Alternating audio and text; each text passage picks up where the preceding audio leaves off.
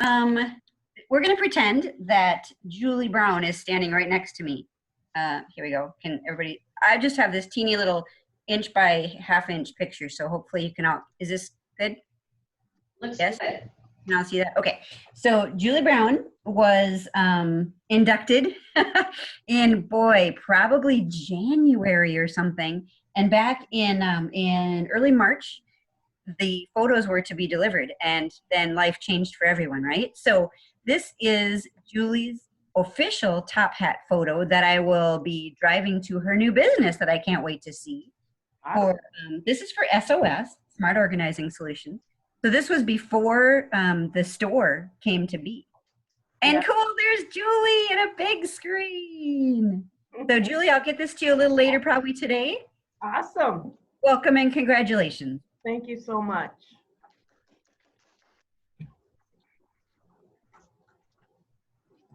Next, I'd like to introduce our presenter. Our speaker this morning is Denny Smith, a longtime chamber member who has been a teacher, a coach, a motivational speaker. He spent 22 years in the classroom, including 11 years as a math teacher at St. Cloud Tech High School. We wanted to find out what Denny was like as a teacher, so we did a survey of some of his students. One student replied, Mr. Smith was, well, even-tempered. He was always mad. With this message entitled, Go After Some Laughter, would you please welcome Denny Smith?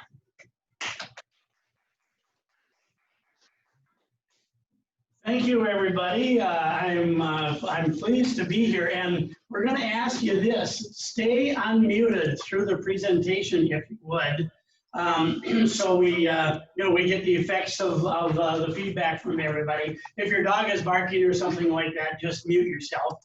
But otherwise, stay unmuted and enjoy the presentation. How this all came about.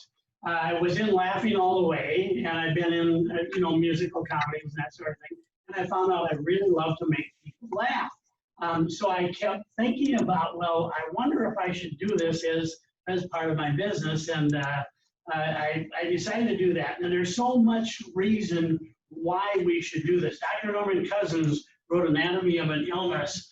And he determined that, he was in the hospital diagnosed with a crippling disease. And they said, you have very little chance of walking again. He said, I will take that chance. While he was in the hospital, he found out that if he would laugh for 20 minutes, he could sleep painlessly for 6 hours. He did indeed put the disease in remission and spent the last years of his life as an adjunct faculty member at UCLA Medical Center, helping people with the healing process of laughter. We know it works. A friend of mine, Dr. Dale Anderson, has read many, many books on the subject, and he says a prescription, he writes a little prescription, he says belly laugh 4 to 6 times a day, and at the bottom he says refill as often as necessary. So just keep this in mind. One morning, I got up and, I wasn't really up or really down, just kind of there, that feeling. And just before Pat left for work, we made a funny. I don't know who pulled the funny. But anyway, we both laughed, and I felt the effect of the laughter in my entire body. We know that laughter raises the endorphins in your bloodstream. So we're going to take a little time today to go after some laughter. Starting on, Brad Holscher isn't here, but I still have to tell the story about Brad, because we followed kind of his courtship and marriage, and wedding and all of that. He was keeping us up to date on who was participating. And I was talking to Brad just last week, and he said, we've been married now for almost a year, and I was, kind of getting humdrum. So I thought I should do something about it. So I bought a book on keeping a marriage alive. And I said, well, what did it tell you to do? He said, well, it said that I should treat my wife like I did on our first date. And I said, how'd that work? He said, well, pretty good. After dinner, I drove her back to her mother's house. And the Imholtz, when Mike was about second grade or so, they were out at the mall, Mike got lost. He walked back, he walked up to the security guard and he said, do you think you can find my mom and dad? And security guard said, I don't know. There's a lot of places here they could be hiding. Okay, we'll throw that one out. Sherry calls, have you ever wondered this? I've thought about this so lot. Why? Why do they tie off the umbilical cord right after a baby is born? I guess the only, The essence of life. And so I asked Sherry Carlson, she's a doctor. I said, Sherry, why do they do that? Why do they tie off the umbilical cord? She said, so the baby doesn't know. No, I get it. There's so much stuff. Erica Thompson, Erica, are you here today? In high school, she had braces. And she was really, self-conscious about that. And we would kind of listen. She told all the boys, hey, my eyes are up here. So, and Lisa Brown, she works in the school and such a kind-hearted person, One day she was in one of the schools and she saw a little kid over at the table sitting all by himself. So Lisa went up and said, would you like to share a sandwich? The kid said, no, go buy your own. So right now, we are going to have a special guest. And Bernie, were you going to introduce our guest? Okay. They unmuted me. Fine. All right, hello. To illustrate the power of human mind, we have with us this morning the great Karnak. On Monday, I received answers to questions that have been sealed in a mayonnaise jar under Funk and Wagnall's porch since last Friday. Nobody knows these answers to these questions, but the great Karnak, in all of his wisdom, will know the answers to these inquiries, having never before seen these questions. The chamber meeting marks the first time this amazing feat has been performed via a Zoom meeting, which makes it even more amazing. We delivered this secretly guarded information to the chamber members at random in an armored car, closely guarded by one of our own local bank security teams.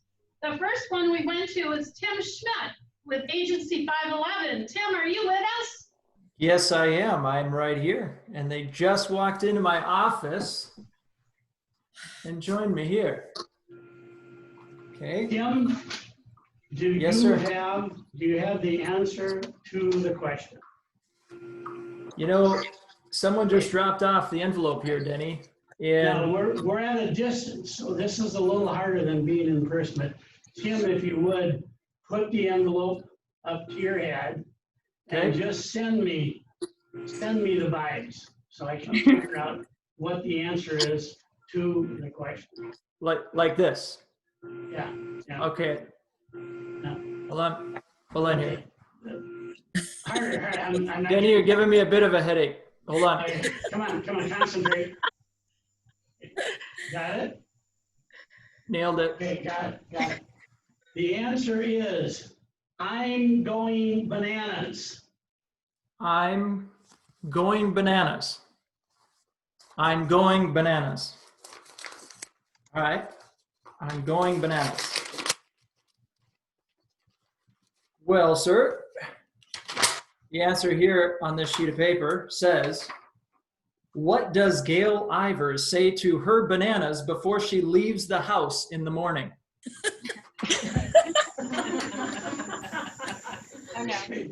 You're a wise man. Next is Liz Kellner. I'm ready for you, Danny. Okay, if you would hold the envelope up to your head and really concentrate now so I can get it. Okay, got it. The answer is kumquat. Kumquat.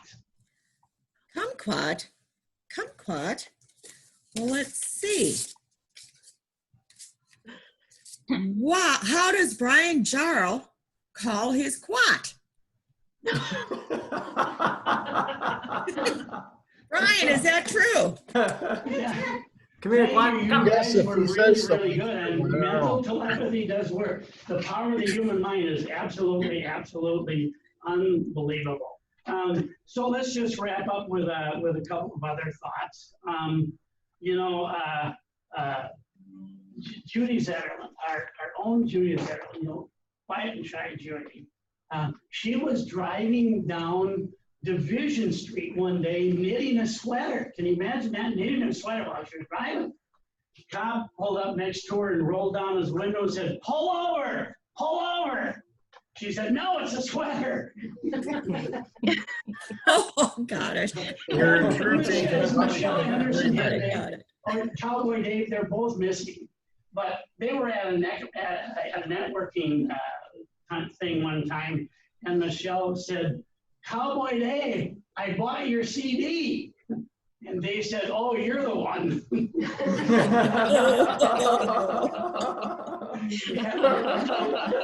You know, we have our diversity council, and you know, they're pretty serious about what they do. I don't know if any of the members of the council are here today, but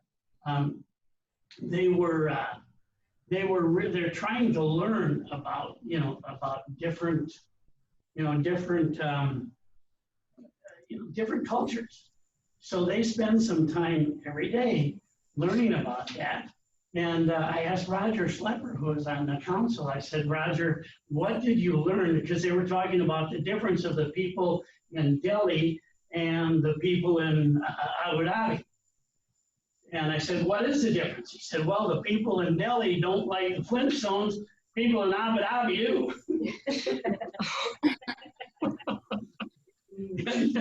You know, I went to Brenda Sickler's dental office, and you know, thinking I needed some help. I said, Brenda, my teeth are really yellow." I said, "What should I do?" She said, "Wear a brown tie." And just one last little story, because you know, we all know Sherry Moran. You know, she gives us this message, and I love it, Sherry, when she says, you know, thank God every day. And we know that she's coming from the heart. It really has a deep spiritual base. And she was teaching Sunday school at her church one day. And this was like, you know, second, third graders.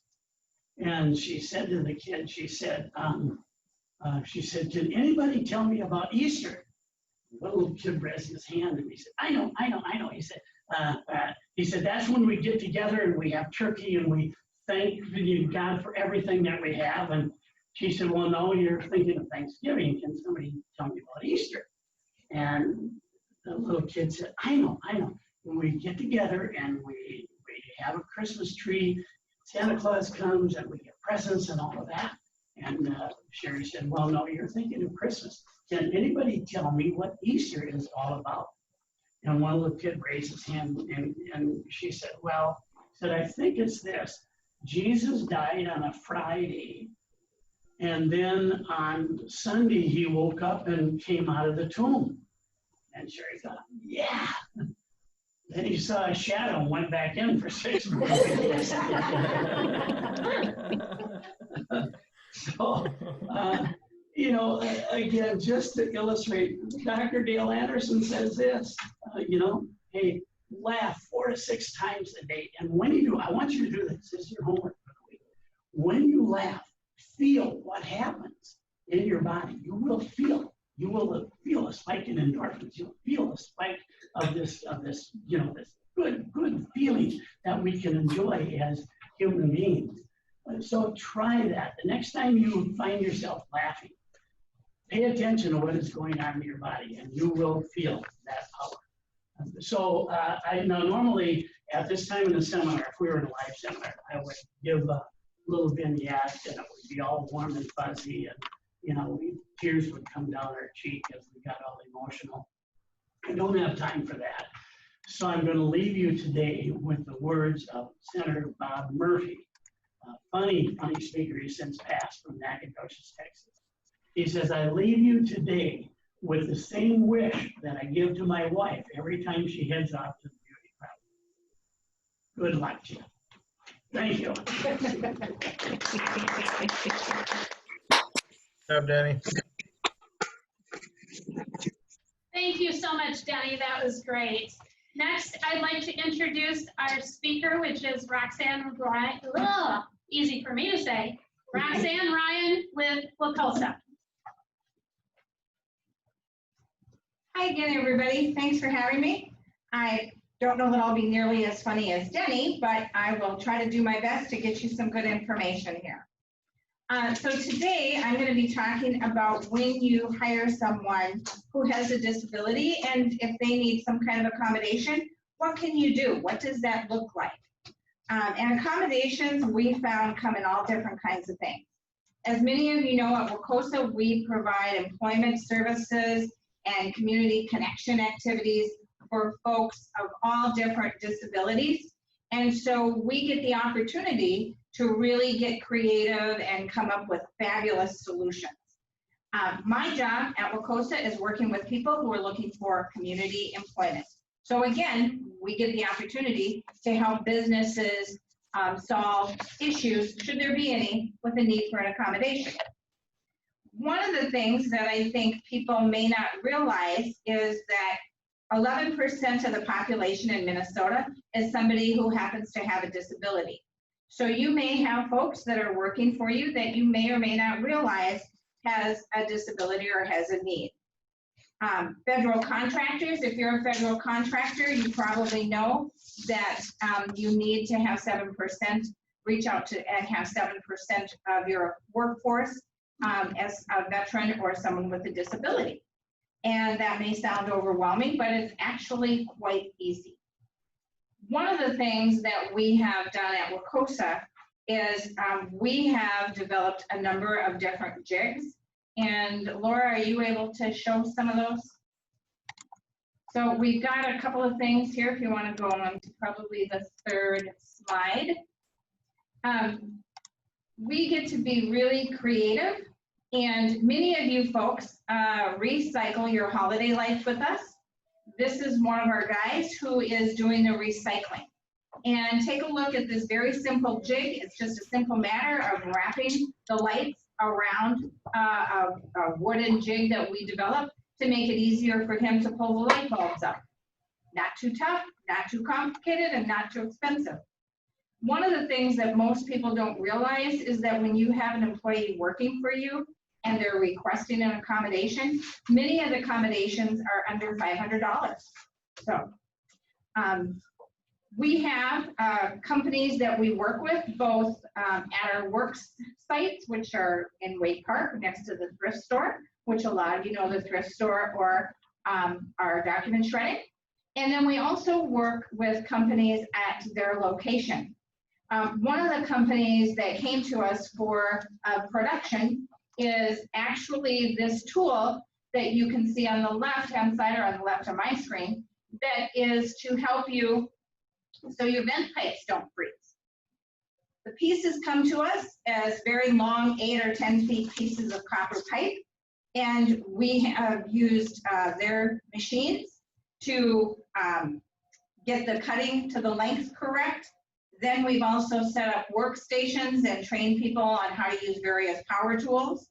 And so that in the end, that we put the package together just as you see it in the store. So again, large projects, small projects, all of that can be done. And we can help you figure out the jig to get the work done if you need it. Our jigs come in all shapes and sizes. One of the pictures there in the top looks like a lot assortment of pieces, which it is. That happens to go together and become part of a crimping tool that we assemble. And so this is a piece that we developed in the middle of the picture to make sure that all of the pieces are assembled correctly, and we do a 100% quality check. So again, this was not something that the company had, excuse me, but it is something that they said, do you care if we use this in our manufacturing? And so we're always open to sharing. If you look at the top picture on the other side, you'll see just a little plastic container with a picture of an envelope, one of a picture of money, and then one for questions. Again, this is for a company that we work with that does a number of sorting and processing of order forms. And so, again, very simple, doesn't cost really anything. On the bottom, you see a number of bottles and a machine. And one of the things that we do is we work with a company that we fill salt for tattooing and piercings. So again, that's something that we can train our people on. If you flip to the next one, you'll see that a lot of times the accommodations are things that you can buy right off the shelf. We've had people ask for different chairs. We've had people ask for a different keyboard.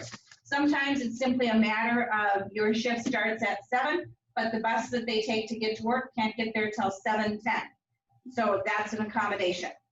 Sometimes it's having that person be able to use their cell phone for their checklist or to track them on when they need to take a break. And then again, all of us, when we get a job, we all typically find that person who's going to train us and who is going to be somebody that we can go to. And that is one of the things that is the greatest accommodation of all, is to have that person connected with a mentor. And we can help you do that. Our job coaches are there to help with whatever processes you need. But I think the big thing that I want everybody to take out of this is that there's a number of benefits when you work with people who happen to have a disability and the benefit of accommodations. I think we're kind of running out of time here, so we can zip through this.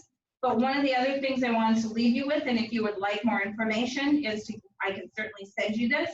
But then there's a number of free resources for businesses. And those free resources are your local Career Force Center. There's a fabulous organization called the Job Accommodation Network.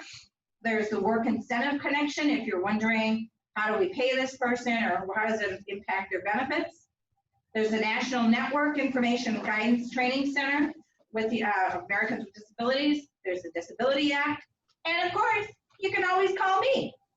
So thank you for letting me have this little presentation here, and feel free to give us a call. Have a great day.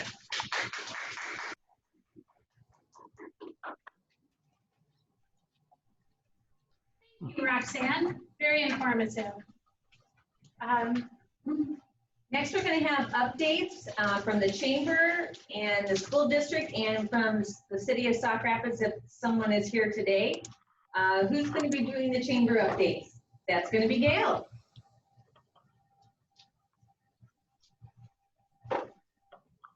Couple of things for you to be thinking about in the next week or so. Excuse me. Chamber Connection is tomorrow, hosted by DJ Fitz and Jewelers.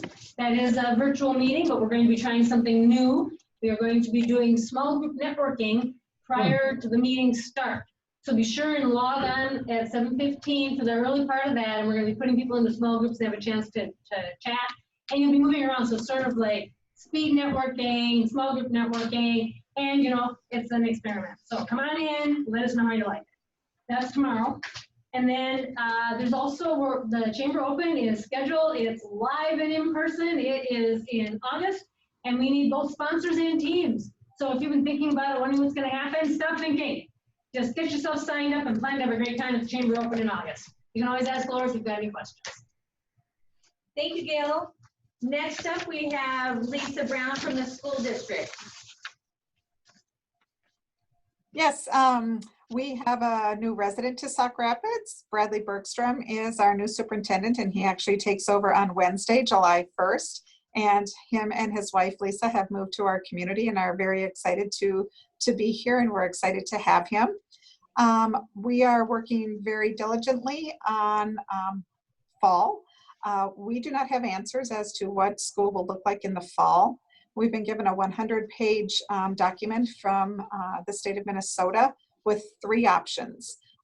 One is to have students come back as they typically have in the past. The second is total distance learning. And the third is kind of an A-B shift. So half of our students might go one day and the other half go the other day. So we won't know till July 27th what that is. So we continue to hire new teachers to replace those who maybe have retired. We're moving forward, but we do have to have plans in place for all three of those options. So that's a lot of work. Our last school board meeting, we saw the plans for Pleasantview Elementary, which is going to be just beautiful and wonderful and such a great learning environment for our students. And it's very exciting.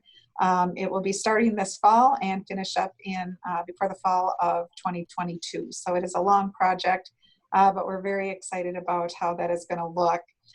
There will be information on the school district website with the plans for the for Pleasantview. We do want to encourage the public to remember that these are kind of rough draft plans, and if you see it, they might change slightly as we go forward. But at least it gives an idea of exactly what that learning environment will be. So we're very excited about that and looking forward to our students hopefully coming back in the fall. Thank you, Lisa. And next we have Todd Schultz from the city of Sauk Rapids. Hello, everyone. We are back and open for business. The government center is open to the public, and so we've actually been very busy here the last week or so. A lot of people have been coming in, getting their compost pickers, and it's just kind of been nice to be back to normal here after a couple months. Our summer projects are well underway. Both of our park project. We are about 3 weeks into that one. There is dirt everywhere. We have some of the trails actually kind of laid out. It's starting to look kind of cool. You can kind of see things starting to come together a little bit.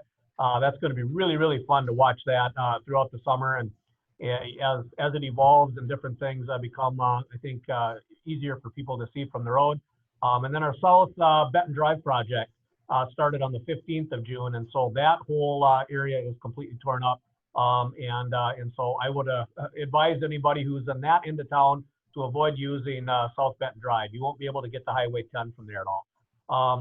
So let's see here. We had our first real city council meeting this past Monday, not a virtual meeting, but everybody was actually in the city council chambers. But we were socially distancing, so it worked out very, very well. I think that's all I have, unless anybody have any questions for me. We have a question. Todd, when do we get to come back and have Sauk Rapids meetings at the City Hall? I think I don't have an answer for you right now, Gail. I think we're kind of seeing how this all evolves. At the moment, our community building, our community room is still closed, but I did hear actually just a couple days ago that I think we're going to start opening up our buildings down in the park. And so it might be by the next meeting, we might be opened up again. Yay! I'll check on that and I'll get back to you. Please do. Okay. Thank you, Todd. Thanks. Next, we do have some time for announcements and testimonials. If you have an announcement or testimonial, please raise your virtual hand.